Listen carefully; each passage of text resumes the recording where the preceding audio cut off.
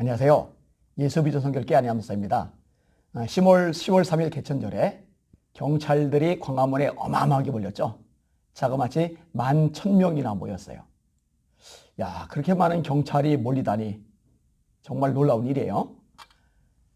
자유로 쪽에 차들이 달리다가 검은 AK 같은 것이 떨어져 가지고 난리가 났었잖아요. 근데 경찰들이 제때 안 오는 거예요. 그러니까 어떤 댓글들이 달리면은 전부 다 광화문에 모여 있는 바람에 거기까지 갈 여력이 없었다고, 그런 얘기가 나올 만큼 이 경찰들만 모여서 시위를 벌인 셈이 돼버린 거예요.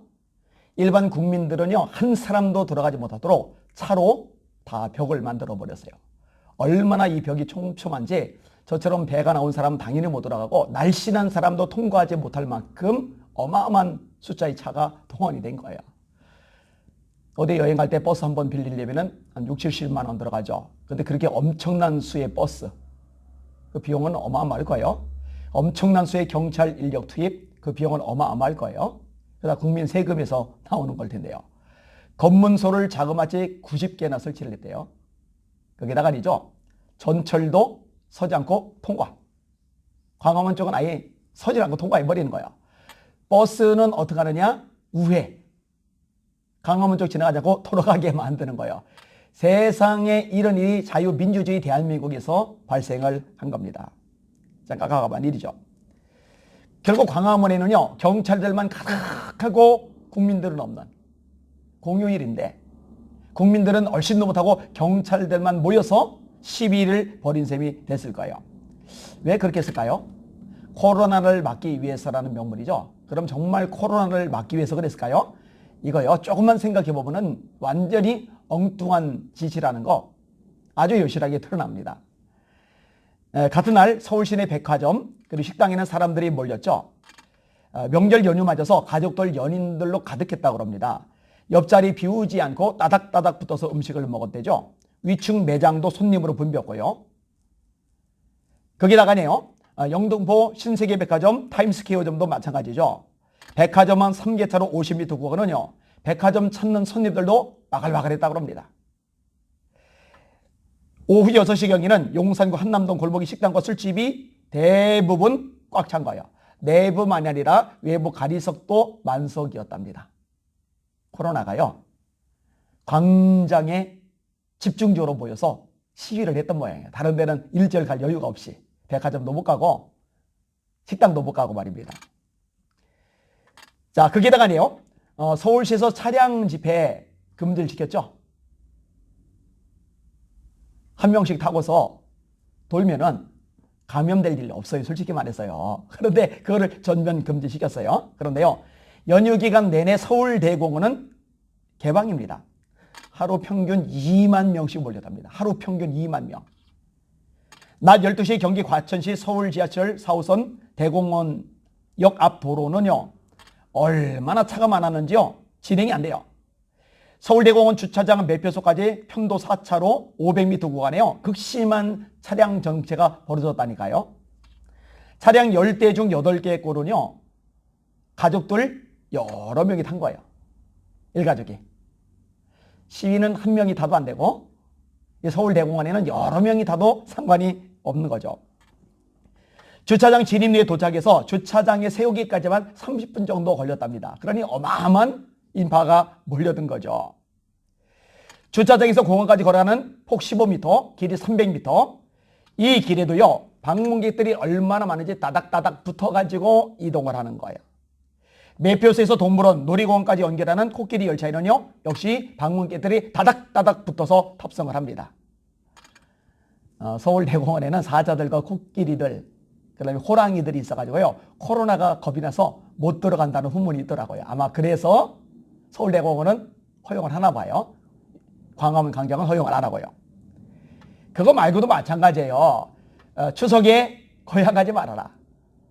잘 됐죠. 가뜩이나 부모에게 인사하러 가기 싫은 사람들은 아싸 하고 놀러 가죠. 제주도에 30만 가량이 몰렸죠. 강원도에 어마어마한 인파가 몰렸죠. 펜션, 호텔 꽉 찰 정도로 모였으니까요. 아니, 제주도에는 코로나가 못 가나 봐요. 강원도 펜션이나 호텔에는 코로나가 못 가나 봐요. 광화문 광장에만 코로나가 모여드는 모양입니다. 강원도 지역은 청정지역이라 공기가 너무 깨끗해서 코로나가 숨을 못 쉬고 죽나 봐요. 서울 공기 안 좋은 광화문 거기서는 그냥 생생하게 살아있고요. 이 말도 안 되는 일들이 발생을 한 거예요. 결론이 나와요. 코로나는 광화문 집회 참가자들에게만 감염된다. 코로나는 광화문 광장 집회 참가자들에게만 감염된다. 다른 데는 안전하다. 이 코로나 때문에 광화문 막은 게 아니에요. 자, 정세균 총리가 경찰을 찾아갔죠. 요즘 열일하는 총리세요. 안수 집사 사표 내라니까 사표를 아직 안 내시더라고요. 교회에 그렇게 탄압하는데 앞장을 서면서 안수 집사 호칭은 건 뭘 그렇게 집착하시는지 모르겠어요. 이분이 경찰 찾아가서 뭔 소리 했는지 아세요? 불법 집회에 대해서는 무관용의 원칙에 따라 법에 따라서 질서를 유지해주는 노력을 해주십시오. 뭔 얘기한 거예요? 뭔 주문한 거예요? 집회 참가자들 아주 단호하게 처벌하라는 거예요. 단호하게 대응하라는 거예요. 무관용. 다른 데는 다 괜찮아요. 광화문만 무관용. 이게 대한민국 총리 입에서 나온 말입니다. 아니 불법에 대해서 무관용? 아니 지금 불법을 저지르는 것은 문재인 정부죠.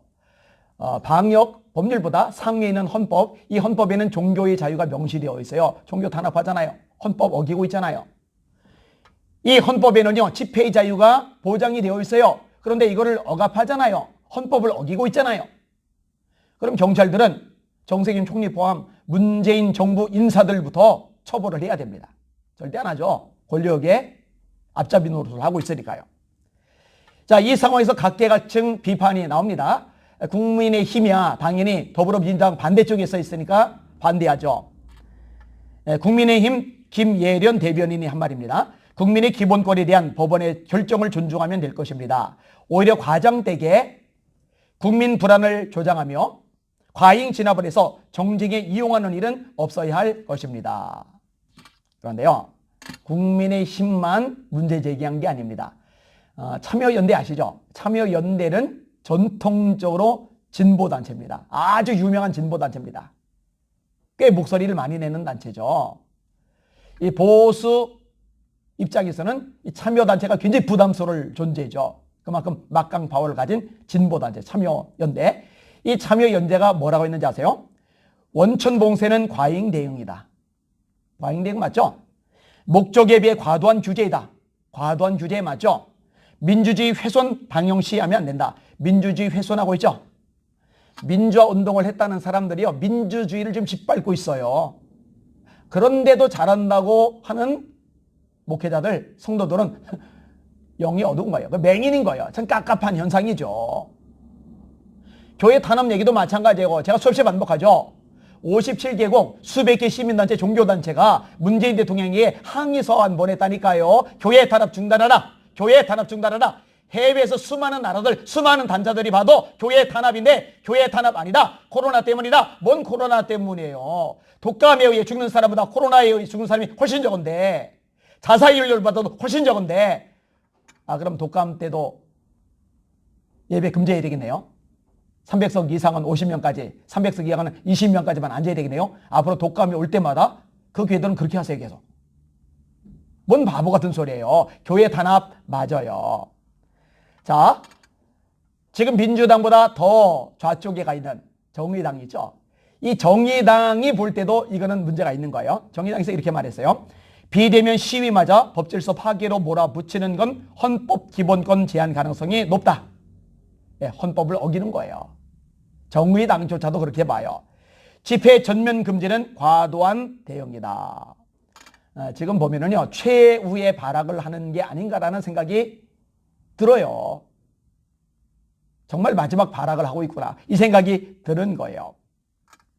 그만큼 지금 상황이 얼마나 심각한지, 국민 여론이 얼마나 최악인지 문재인 정부도 아는 거예요. 코로나로 이렇게 올가매는데도 이 정도니 코로나가 없었으면 벌써 뒤집어졌을 겁니다. 벌써 난리가 났을 겁니다. 세월호에 희생된 아이들에게 고맙다고 썼던 문재인 대통령. 그래도 고맙다고 쓸 일이 아니죠.